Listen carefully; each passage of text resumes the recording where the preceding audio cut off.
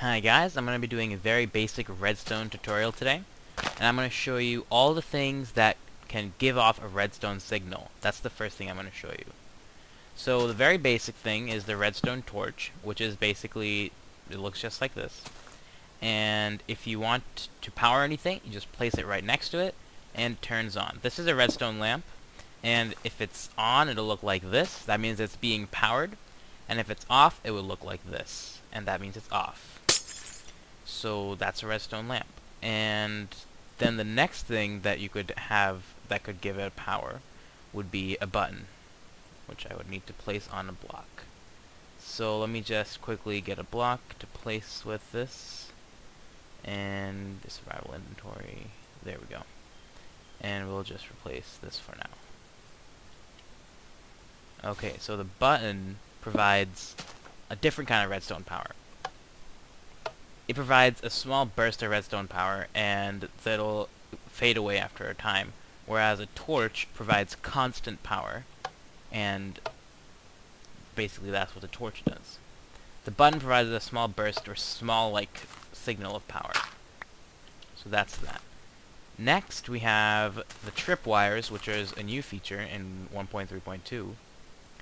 So you hook them up on one side, and you hook them up, let's say, over here. And then you just lay down the string.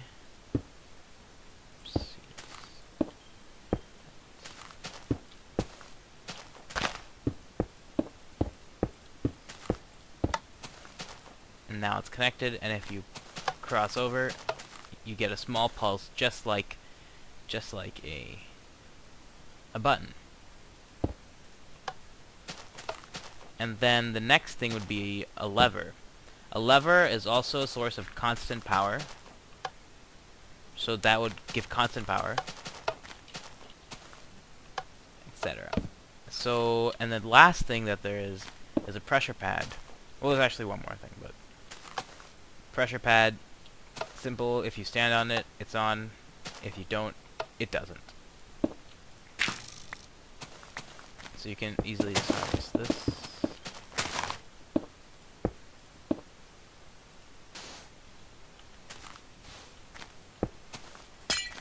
Alright, so now I'm going to show you how to use this with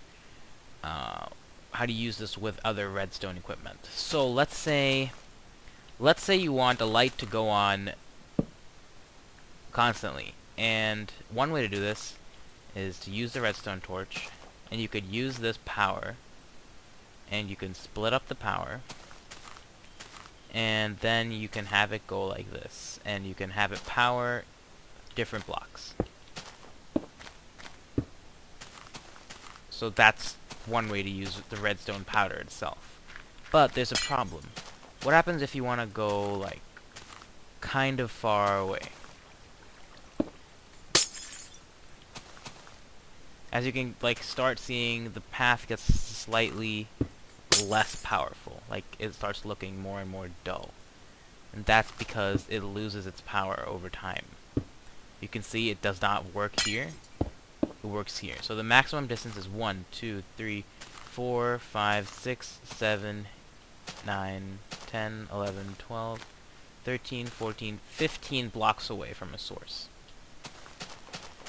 So with normal redstone and no other modifications, you can only power something 15 blocks away.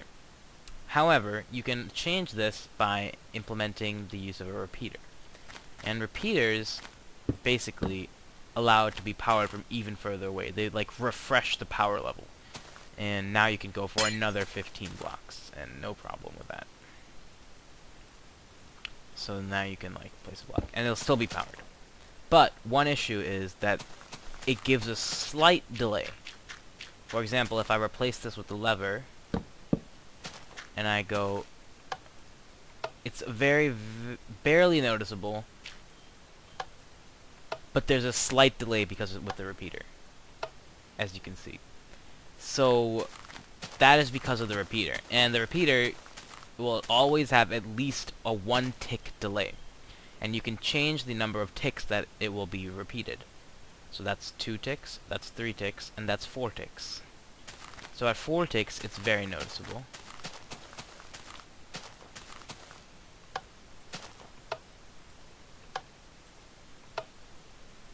and that creates a very noticeable gap. And this is useful in many different ways. First of all, just getting a signal far enough is very helpful. So that is the basic uses of redstone.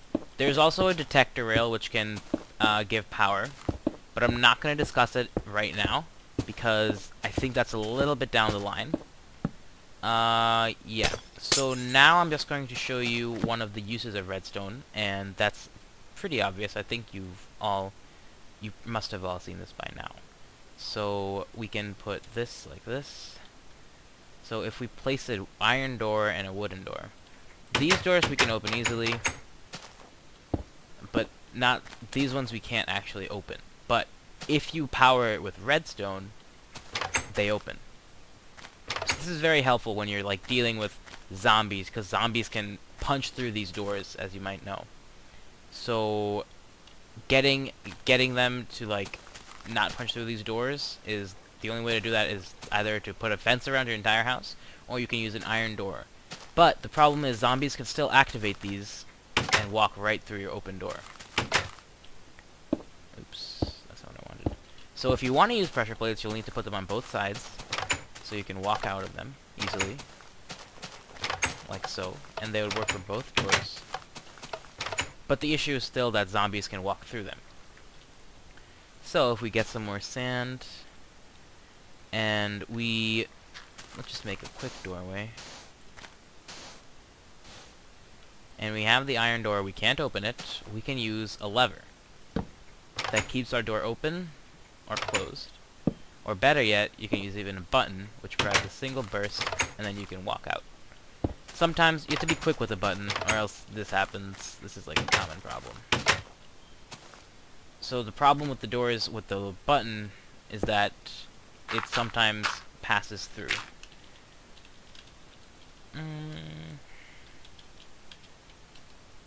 Oops. Time set 0. Alright. Yeah, okay.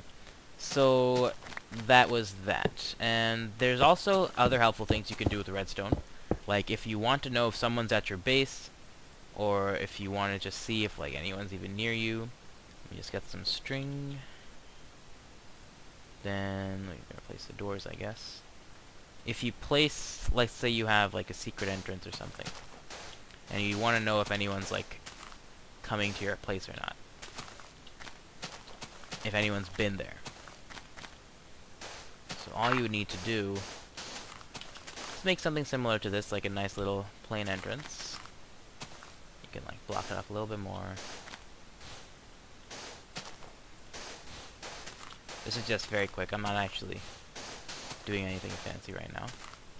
So, you know, you'll put like one... Oops, that's not what I wanted. You'll put one hook there, one hook here, and you can connect them with string.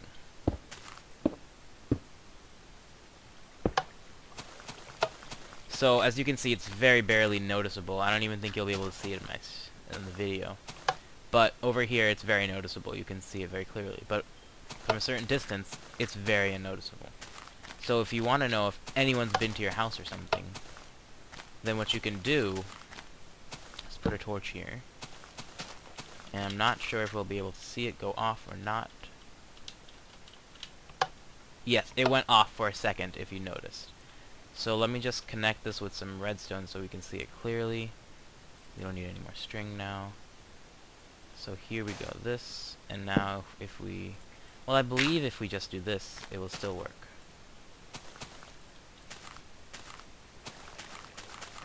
No, it won't. So we're going to need to put up a block of redstone. So there you go, you can see that something has happened here. So one way to know that, like, let's say I walk through here, it goes away, so you can't actually tell yet if anyone's been to your house.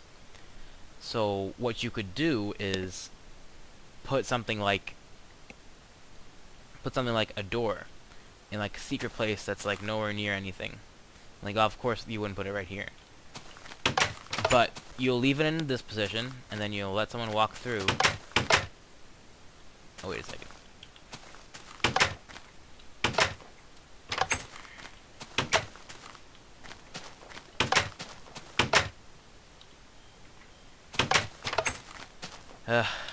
Yeah, this one actually work. But if you want to like just trap them easily, or you can like, goodness. Oh yeah. Now I remember what I was gonna show you. It's easy. You can just take this. You get a piston, not a sticky piston, a normal piston, so you don't need to find the stuff you're looking that you normally need. Oops, sorry. Yeah, and you can put like whatever other block you want on top of it. So now if you walk through this at all, then this block will be elevated, and that would like give you a signal that, oh, someone's been here. So that would be like, okay, I have to be careful now, or something, whatever you need to do with that. Another quick tip about redstone in general is that if you're stacking redstone, then you have to be careful with actually using it. Like, if you'll notice, like if I just dig down, like if you're trying to hide your wiring, and you want to like go down, down, down, and up, and then you decide, okay, I'm gonna cover it up, and now you put a torch here. Oops, sorry, you put a torch here. This will get powered, but this side won't, and it's because the dirt block cuts the power to the other side. But now it turns on. So one way to like fix this issue is that if you want to just have like half slabs, which work pretty wonderfully, I think, then you can just cover it with a half slab and it will still work. So that's one good benefit of half slabs. That there wasn't really a major use for them. So that's that. And I think next I'm going to go into some redstone traps in my next episode. And I'll discuss some of the ways you can use redstone to make doorways, and then maybe later on. If there's anything else you want me to put something up to like explain how it works, or if you don't understand how something is happening or why something is happening, then I can put a video up for that too. Oh, and by the way, oh goodness, I need more redstone now. You can't actually cut through the string. If you cut through it, it still gives off a signal for 1 second. But if you want to actually cut through it, you're going to need to use shears, and that's the only way to get through them safely. Yeah. So that's it. So thanks, guys, and I'll see you guys on my next episode. If you liked it, thumbs it up. Give me ideas for future videos if you have any. Yeah, see you guys next time.